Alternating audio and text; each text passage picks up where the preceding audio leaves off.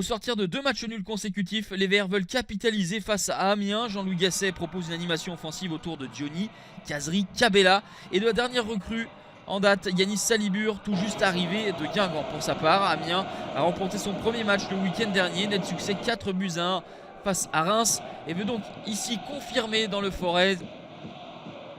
Les Amiénois qui viennent presser haut se procurent quelques situations avec cette frappe croisée du buteur sénégalais Moussa Konaté.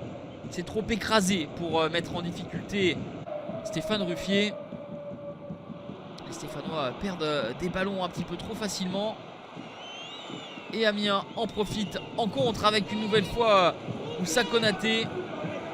Trop croisé la tentative de l'attaquant Picard qui était pourtant bien lancé en profondeur. Gêné, il est vrai, par Neven Subotic qui retrouvait une place dans le 11 titulaire après avoir plongé sa suspension à Montpellier. Réaction des Stéphanois avec cette tête de Loïs Diony. Une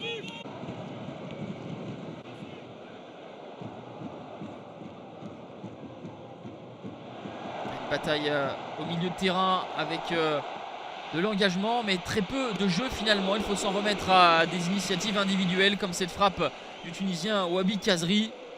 C'est puissant, c'est équilibré mais trop sur Régis Gürtner.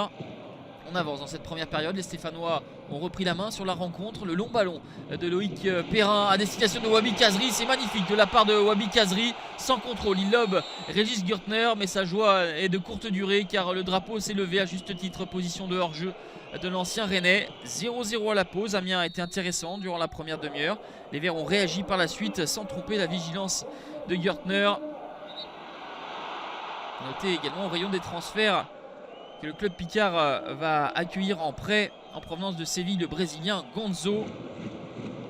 Il n'est pas dans le groupe pour ce match mais sera dans les semaines à venir l'une des attractions de ce championnat. Deux coups durs, coup sur coup pour Christophe Pélissier avec les blessures d'Otero et Mendoza.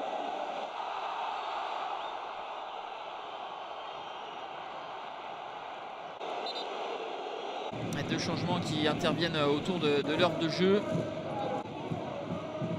Et malgré ces deux coups durs, les Amiénois résistent. Loïc Perrin, comme souvent, monte aux avant-postes sur les coups de pied arrêtés. Une tête qui prenait le chemin des filets.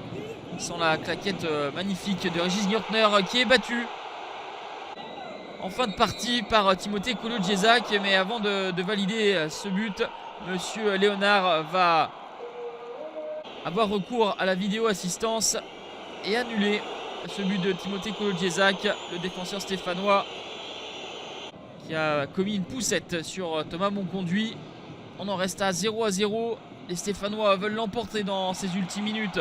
Le ballon de Loïs Diony et Régis Gürtner qui assure le coup en venant claquer ce ballon. Ils auront tenté les Stéphanois, mais rien n'y fera. On va en rester là. 0-0, troisième match nul consécutif pour Saint-Etienne qui piétine. Bon résultat à l'extérieur pour Amiens.